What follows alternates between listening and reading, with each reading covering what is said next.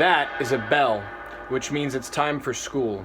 And I'm here to show you how to play the main groove of a Schwam song called Diskagnito. It goes a little something like this, and then I'll play it slow and break everything down piece by piece.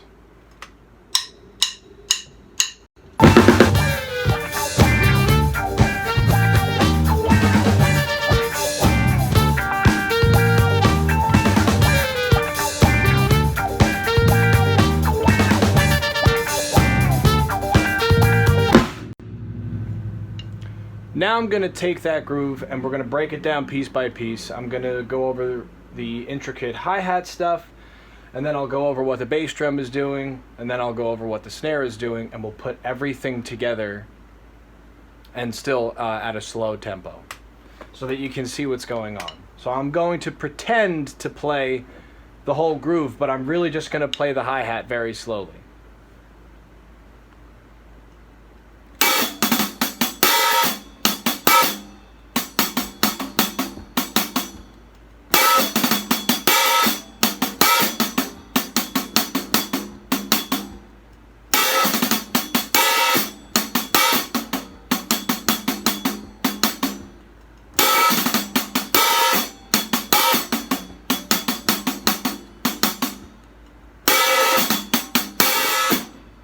Let's go over that roll. That's a 6-stroke roll. So you got a hi-hat bark, and then you have the 6-stroke roll, and then you got to open the hi-hat again to hit the floor tom and the snare.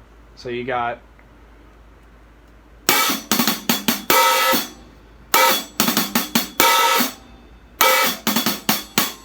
I usually do the last 2 hits on my left hand.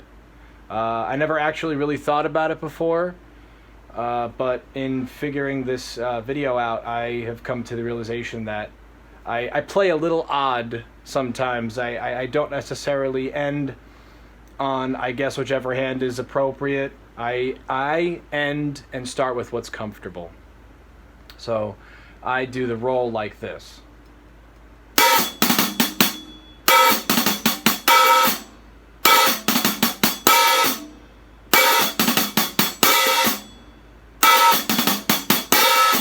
Okay, now that we've got that down, let's add the bass drum too, still at the same slower tempo.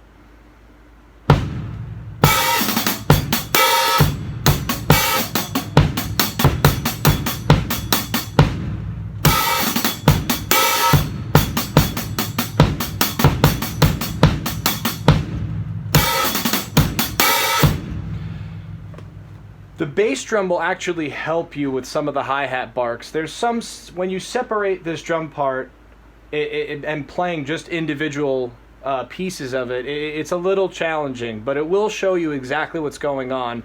And I think once you add the bass drum, it'll help because you're kind of working all of your limbs together to do this one thing. So I guarantee once you add the bass drum, the hi-hat part will be a little less confusing.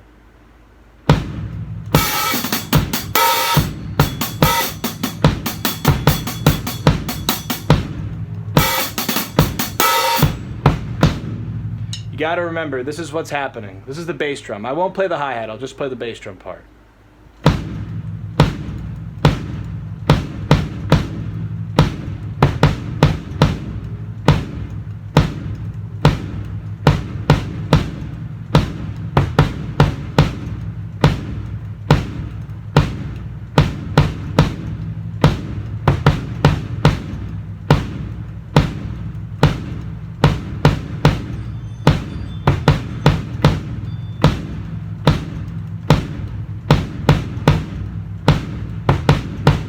Now let's add the snare.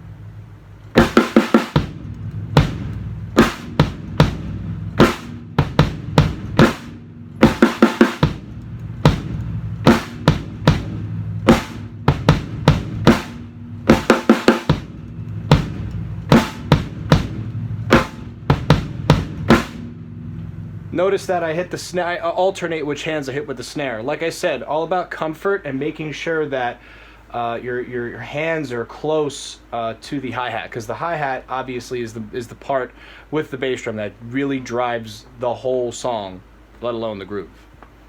So let's see what we've got.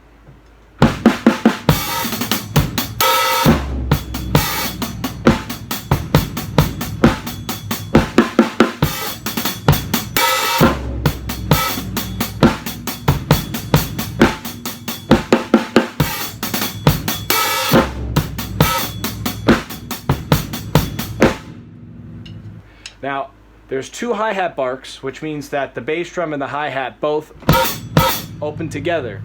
But when I say open the hi-hat after that roll, that is in between the bass drum pattern. I'll show you what I mean.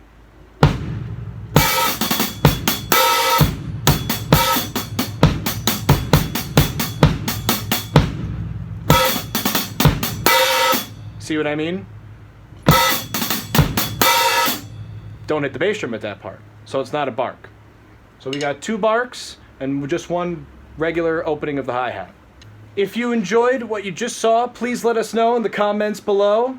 Also, let us know what other songs you'd like to learn by the Schwam.